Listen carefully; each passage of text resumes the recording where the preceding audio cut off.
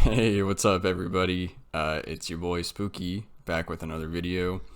So it's been a while, and I'm gonna take the probably first few minutes or minute or 2 minutes or so to explain, where I've been, what's been going on, where things are moving in the future. If you don't care about that, you just want to see how to beat 10NL Blitz, or what is it? Is that what it's called on ACR? I never remember.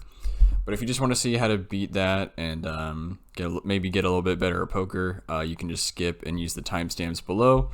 But otherwise, you can stick around and see what I've been up to. So I intentionally left that in the background for the weebs, if I have any weebs watching. But been watching a little bit of anime. But okay, so let's talk about where I've been. So. First of all, I guess it's important to kind of pick up where I left off, which was like I was doing the bankroll challenge and things were going reasonably well. I took a massive loss and lost I think I lost like $650, which is what like 13 buy-ins in one weekend. I think I don't know. That's just quick mental math, but. Something crazy, ran really bad, and on top of that, as I've mentioned in definitely the comments of my videos, but I don't know if I mentioned this in the actual videos themselves, and I don't know how many people heard me talk about this, but I have some I don't know. I don't want to make this like a sob story or something. I have some like mental health problems that I've been working through, and the good news is I'm quite confident I know how to get out of them. So in case you're wondering, I've got this disorder called depersonalization, derealization disorder, which comes from like too much anxiety. So anyway, I'm not going to go too deep into that, but basically I have got some solutions. That's where I've been trying to solve this problem because I noticed that my motivation gets really bad when my depersonalization gets bad, which is, makes sense. If your anxiety is really bad, you probably aren't going to play your best poker, and if things aren't going well, you're probably not going to be able to tolerate stress very well. And that's exactly what happened. So I ran really bad, stress got to me, it killed my motivation, made me like more depressed than usual. So things weren't good, and I kind of decided, well, as much as I love playing poker and I plan to keep playing poker, there's no point in me trying to make a bunch of money if I can't figure out how to, address my happiness. Wait, did I say that right? I don't know what I said, but I meant to say there's no point in me making a bunch of money if I don't address my happiness first, because, who cares if you have a bunch of money if you're miserable? And so that's where I've been. I know it's like, I don't know. I don't know who cares that I've been gone or whatever, but it's been like this whole year that I haven't really posted, and I've just been I've been taking like coaching lessons from this guy who specializes in what I've got, and I've just been trying to learn about it nonstop. And like I said, I feel like I'm at a point of understanding where I know how to get out of it. And I know I've been talking for a few minutes, so I'll just leave this last point here, which is so for me, I would rather like be really poor and like live in my car or something than work a job I hate just to get by, just to pay for rent that I don't really necessarily want to, that I don't care so much about living like in a certain place. So for example, what's really going on right now is like I'm paying $1,400 a month to live here in Seattle, and I just don't care that much. Like when I was driving here, I was like living out of my car for a few days while I drove here from Texas, and that's like the best my mental health has ever been, because I didn't have the thought of like, oh, I need to make money to pay rent, hanging over my head. And so basically my solution is going to be, and this is crazy, like I've told a few, like my brother and my dad, and they think I'm like insane, but my solution is that I'm just going to live in my car, or at least convince my brain that I'm living in my car. And the way to do that is like, I'm going to start off with like maybe a few days at a time, like 5 days a week. But, you know, this might turn into this whole thing. You know, I have this kind of vision that it might turn into where I start like traveling around the US, just like going to poker games and living out of my car. I don't know how, you know, if that will come to fruition. I have to like make more money so I can afford to play live. But it would be cool to go to casinos and, you know, just travel the world while I'm, you know, single and don't have any kids or anything. So it's an idea, but, you know, that's where things are headed. If nothing else, you know, the online content will continue, especially if, you know, if my theory is correct about how I'm going to treat this problem, then I will promptly get over it, which is very possible. And then a lot of motivation will come back, and I'll be like way more motivated to like play a lot and make a bunch of cool content for you guys. So,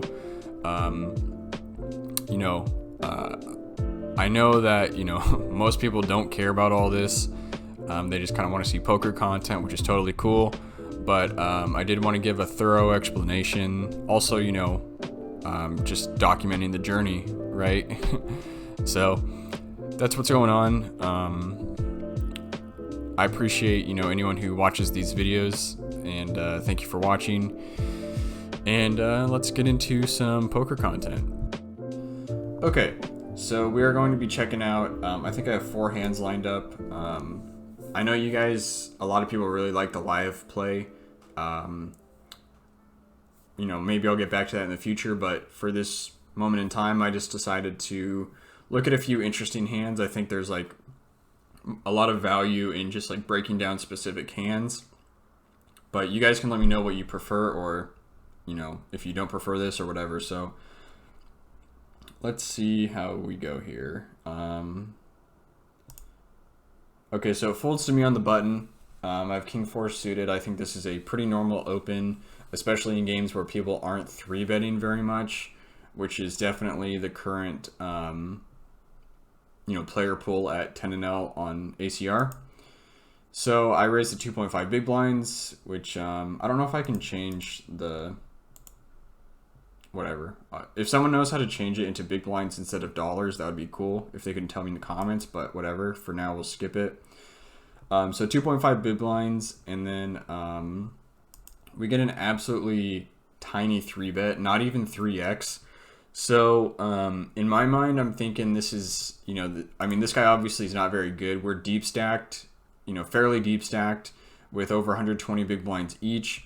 And just checking my audio. Okay. We've got over 120 big blinds each, and he did less than a 3x 3-bet. So to me, you know, in terms of ranges, you're thinking, okay, this is probably a fish with like a big pocket pair, like jacks plus. That's what this says to me. And oftentimes people will do this with, or something like ace king. Obviously I have a blocker to ace king, but I'm thinking very strong range here. He's not really fooling around. But you know, the thing is I have such a good price, and we're so deep, I think I absolutely have to call. And so we make the call, and we hit like, you know, dream flop. So the thing is like I said, he's got, you know, ideally he has ace king or even pocket aces here, but he could also have something like jacks or queens.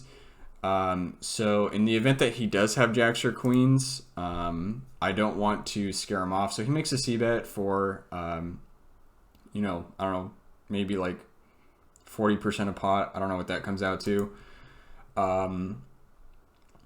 So like I said, he could have jacks, queens, he could have ace king, he could have aces, and he could also sometimes have pocket kings. Of course, that's unlikely. But I want to keep all of his range in. The only cards I'm worried about are aces and queens and jacks. And so all the rest of the cards in the deck are fine for me. So I just want to keep him in case he's bluffing or he has something like ace king. So I'm just going to call. He hasn't proven to me that he has a good enough hand to start raising and trying to get more money in the pot, thinking that he has to call. So when he bets like 50%, fairly big, he's trying to get value out of my king X hands, and maybe, I mean, he's pretty much just targeting king X at this point.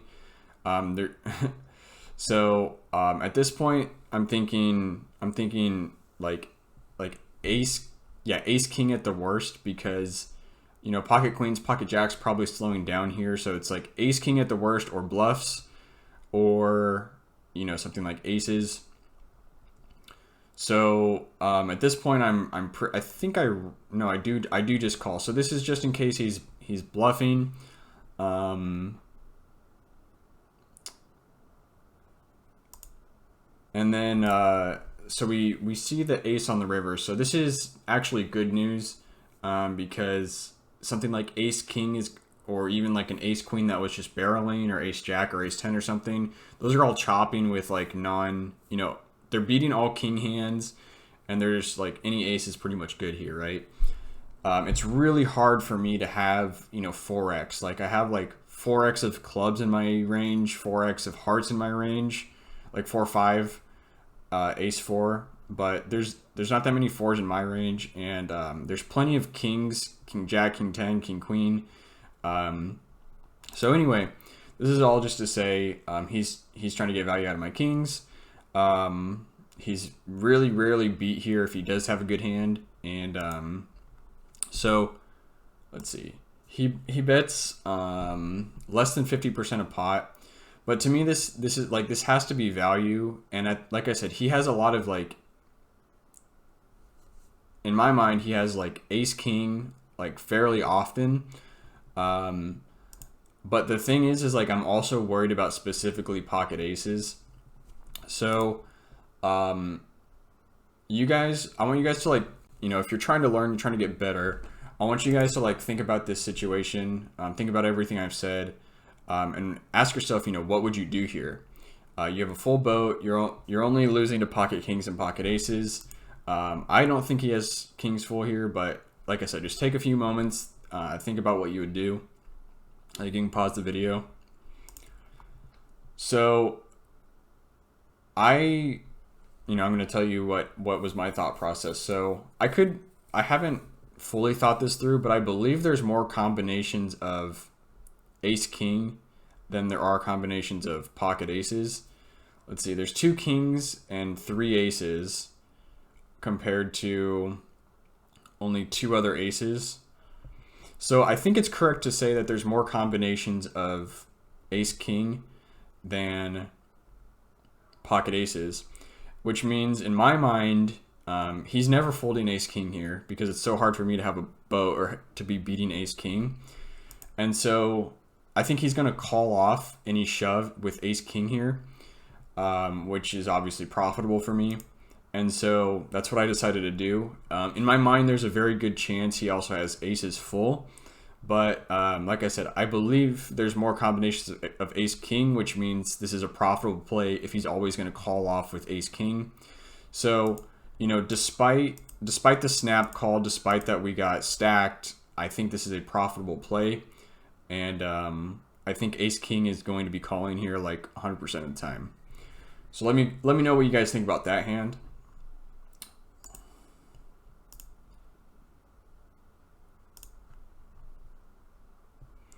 Okay, so now we're looking at let's see. Now we're looking at pocket. Okay, this was a really interesting hand. I just played this hand, you know, before starting this recording. So hopefully you guys can learn something on this one too, because I think this hand was, you know, for this limit, this hand was played extremely well. You know, you start getting to like 100 NL, this is probably very standard, but at 10 NL, this is very well played. So raise in the low jack. So we're also deep in this hand. I've got like 115 big blinds. He's got over, you know, 120. So I make it not huge, but like, okay, I'll restart. He made it 3 big blinds from the low jack. So I obviously want to get a lot of money in the pot because I have kings and I'm only losing to aces, of course. But since he made it 3 big blinds, this is already a big raise. And I don't have to make it huge to start building a big pot. Because, like I said, you want to build a big pot, but you don't have to go crazy when the raise is already big and you're in position. Like, this is already going to be a big pot if we continue. So I don't have to think too hard about getting a ton of money in the middle. And I don't want to scare away something like ace queen or something. So it folds around to the big blind, or yeah, the big blind. He calls. I actually did not remember him calling. Okay, so big blind flats. So we lost the low jack, big blind flats. So you gotta think like, what are the, well, first of all, how many hands do I don't know how many hands I have on this guy, but let's see if it'll show me different. Okay, we've got 14 hands on this guy, and we don't know much about him. But when you cold call a 3-bet out of position, generally your range is like super capped to something like ace king, ace queen, jacks, queens. That's pretty much it in my opinion, tens. But I think a lot of people are just folding. So this guy's also pretty deep. So we're going to have a big pot on our hands, 3-bet pot, some extra dead money in there. So like I said, I put him on something like tens, jacks, queens, always. And this is a pretty darn good flop because we're getting value. We're going to be getting value out of jacks and queens a lot. So when he donk bets, to me, this is just saying jacks all day, jacks and queens, but mostly just jacks because, jacks, like, people just kind of play emotionally. They don't think about being balanced or anything. So jacks look at this board and they say, okay, good board. I'm beating ace king and ace queen. So I'm just going to bet and hopefully he folds. That's what's going through this guy's head. Now, there's a small chance he has tens full or 9-10 suited or something, but that's a smaller part of his range. I think the bigger part of his range is exactly jacks and queens, and tens full doesn't even really want to do this because I could have ace high and I would just fold here a lot of the time. So given everything that went through my head, like I just explained, I put him on jacks or queens. So I decided to call, which actually, to be honest, guys, I thought I raised, but I called. So this is actually a pretty bad turn. He doesn't have ace X hardly ever. Like, what hand? Oh, you know what? Okay, I remember why I called. I called because I wanted to make it look like I have ace high, and then just start like barreling on. Because like, this is the thought process I had. What are the bad cards for me? Queens, or okay, look, jack, queen, king, and ace. King obviously gives me the nuts, but it kills my action. Same thing with the ace. But all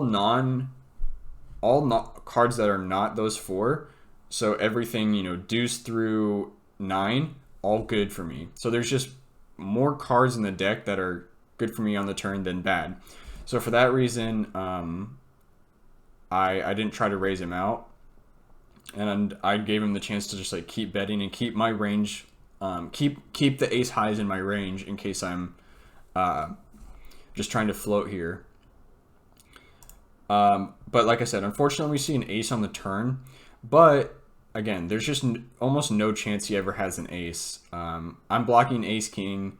Ace queen would just be such a weird way to play. There's no flush on the board, like flush draw for ace queen, like ace queen of hearts. Is ace queen of hearts leading on the flop? No. So, ace 10, okay, that's sometime, I don't know. You just don't cold call ace 10 even suited from the big blind, out of position. So once again, I just don't think he has many aces, and but the problem is that this kills my action, like I said. So I want you guys to think about like what sizing are you using? Are you betting here? Like, I'm betting here. So what sizing are you going to use? Because that's important. Because everything I just said, like, we have ace highs that floated the flop a lot. And we know that he has like jacks or queens. You know, that's our hard read we're going with. So what sizing do you go with to get called by those hands? So I went, you know, like less than 20% pot. Really small, to the point where jacks and queens just have such a hard time folding because they're just like getting such a good price. Sometimes they'll suck out. Sometimes I have, I don't know, queen jack of spades. You know, it's just easy to justify a very, you know, call for such a good price. But since the pot is so big, it's still like 10 big blinds, you know, 9.2 big blinds. But regardless, we get the result we wanted, which is a call. And then a brick on the river. Yeah, there's just no no chance he has spades here. So once again, we're putting him, you know, I'm putting him on queens and jacks. And so we are going to be value betting. So he checks, and we bet $1.59 into 725. So another really tiny bet. And basically the point of this bet is we're not thinking about being bounced at this point. We're not worried about this guy blasting us on the river. But I did consider that. I was like, well, if I bet really small trying to get called by queens and jacks, does he ever like blast off with a bluff or something, like pocket eights or something, turn him into a bluff? And I just said, well, I'm prepared to call down because I just don't think he has value hands in his range based on how the hand is played out. So I was prepared to make this call if he blasted off. But like I said, I bet really small trying to induce a call from jacks or queens. And sure enough, you know, right on the money with jacks. So the reason I like this hand is because of my sizing, I made, you know, these two value bets that a lot of people probably aren't making. Like, if you're not very experienced, like that, in a polite way of saying, if you're just not very good, you're not going to get value on the turn and river here, which I did. I got a lot of value. I got over 20 big blinds. You know, closer to 30 big blinds on a, you know, seemingly bad board for kings. So I thought this hand was worth showing. I got like a ton of value, and yeah, I really like how I played it.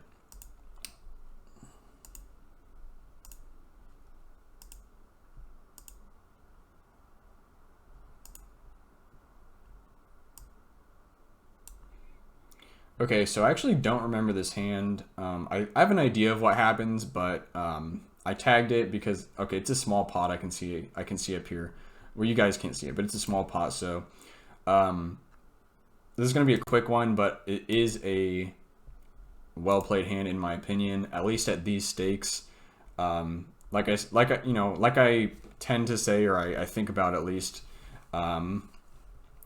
These strategies aren't necessarily great if you're playing against some killers that, you know, play all day every day and they're really smart, but this is like a strategy that I can implement at these stakes and you know, steal a lot of pots. So basically we open fours from the cutoff, which is totally standard. Some people prefer different opening sizes, but all in all, this is like standard so far. He just folds to us with fours. We open, get a bunch of folds, and we get called by the big blind. So basically, if someone were less experienced, and you know, this is like how a lot of people would play at these stakes, is like if they had fours in this position, all they do is think, they just check. They're just gonna look at this board and say, okay, well, hopefully my pair is good, and you know, I'm just gonna see what happens, and hopefully they don't bluff me because I've got a pair. And that's like the low level way of, you know, playing poker. But you know, alternatively, you could just turn your fours into a bluff because your range is, you know, completely uncapped and his range is, you know, pretty capped. Sometimes he has like king 10 here, but more often than not, he's got all suited connectors. He's got even stuff like jack 10 that maybe doesn't want to play a big pot out of position. Even something like 9-10 of hearts is going to have a hard time playing a big pot out of position. So anyway, I guess the point I'm making is like, this is a profitable play. Even if he did have an ace and he called me on this flop, more likely than not, he's just going to have like a suited connector or something like, or a small pair like deuces through eights or nines. So basically all I'm saying is like the weight of like his bad hands that he has to fold is larger than the number of hands that he could potentially call a bet with. And again, what's unusual about this hand is just turning my fours into a bluff, which a lot of not so experienced players would not do because they have a pair. But it's totally fine to just turn your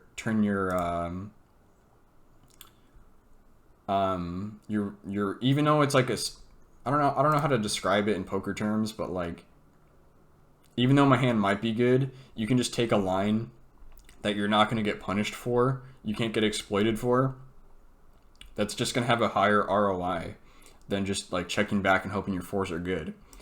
So very quick pot, but I just bet, I just c-bet and just basically force him to fold, potentially, but not likely, but he has to fold like 5s, 6s, 7s, 8s here, 9s, and maybe even 10s. Though 10s are probably 3-betting, but like all those other hands are folding, and all the suited connectors that might turn a pair on the turn are also folding. So just a quick hand that I thought I would share.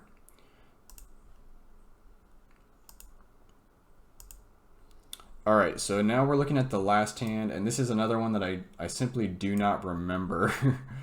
I'm sure I'll remember as time, as the hand plays through. But opening sixes in the low jack, I don't necessarily advocate for this for people who are playing this stake. Like sixes are, plenty good hand, and at higher stakes you should be opening them, but they're a little bit harder to play on out of position and on further streets, flop, turn, river. So I actually don't mind if someone's really new to poker to just fold sixes until they feel like they can make some plays post flop. But regardless, I open sixes in the low jack, folds around to the big blind, and he 3-bets. So we are, let's see, so he makes it 5x. So I have to call, what's that, 78 cents to win, or to potentially stack this guy. Also, it's worth noting that I think I looked at this guy's stats and decided he probably wasn't 3-betting much. It's a small sample size, but over 30 hands, he hasn't 3-bet yet. So I was just like, well, he likely has a pretty good hand here. So I'm ready to either try to outplay him or flop a set. Okay, now I remember this hand. I think this is from yesterday. So this is actually like kind of the same concept I was just talking about, turning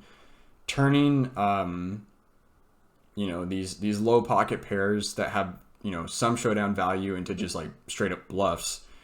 So he c-bets, and he is in a bad spot. Like if he has aces, kings, or even like ace queen, or maybe pocket jacks, he's kind of in a rough spot because this smashes my range. Pocket queens, pocket nines, pocket tens, even pocket jacks, queen jack. I have all these like monster hands in my range, and I was just so I just think my range is much stronger here, and I don't necessarily know how he should be playing this hand, but I can tell you that my range is really strong here. So what I did was I represented either something like king jack, at the worst would be like queen jack, but I'm repping a set, I'm repping 2 pair, so I'm just repping this board, even though I only have pocket sixes. And so when he bet calls, I literally just put him on kings or aces. Um, at worst, ace queen, but I think he actually just has queens or aces. And we just see a beautiful turn because now, if I had a set or two pair that wasn't 9-10, I'm boated up. So, or if I just have a straight, I'm still good. And so I am loving this turn. And he pretty much turned his hand face up. If he doesn't have ace queen, he's like in such a bad spot here. So I bet a small amount to where the river shove is going to be like still painful enough to make him fold. If it was only like, if I bet bigger, you know, if I bet like $3 here, which is still less than half pot, let's say I bet 383 instead of 183. I would only have 362 behind into a pot of like over $10, which I think aces and kings can just make a crying call. And to be honest, my sizing isn't great because now he's still getting decent odds to just call down. But again, my story is so compelling, and I'm making this play that no one makes, and it's just like I have so few bluffs. Like my only bluffs are like straight bluffs, like pocket sixes or like 9-10. But like I said, queen jack, nines full, tens full, king jack, ace queen, king queen. I have so many value hands, and I just randomly have a bluff with pocket sixes. But like I said, I do want to make it. You have to make, if you're gonna run these bluffs, you have to have like enough behind to make it hurt if they're gonna, to make them like actually care about calling. So fortunately, we still have, you know, over half pot, which is like still not that big of a bet, to be honest. I wish I had kind of left more behind, but we've gotten this far, so we're not giving up now. So we make the jam and we get the fold. So I honestly think he had aces or kings, which is like, it's really hard to make donkeys fold aces and kings, but my story was just so compelling that like I said, I thought it would work, and I was right.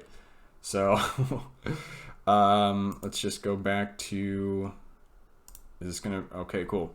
So that's gonna wrap up the video. I haven't been playing a ton of poker. I've just been playing like, you know, less than an hour a day, just trying to get my skills back, trying to get like that, what do you call it, like positive feedback loop of like making money, feeling good about yourself, want to make more money, learn more about poker. I was just trying to get the positive feedback loop going, which it is going. That's why I'm making the video. But that's going to wrap up the video. Like I said, if you got something out of this, please be sure to like, comment, subscribe. Any one of those would be appreciated. If you want, I have a cheat sheet for, you know, helping you guys beat the micros. If you want to check that out, in the link in the description. But I guess the last thing is, if you want to support me, you can simply check out the links below as well. If you want to buy PokerTracker or sign up for America's Cardroom, you can do that through my links, and I'll get commission for that. But that's going to do it. So thank you guys for watching, and I'll see you in the next video.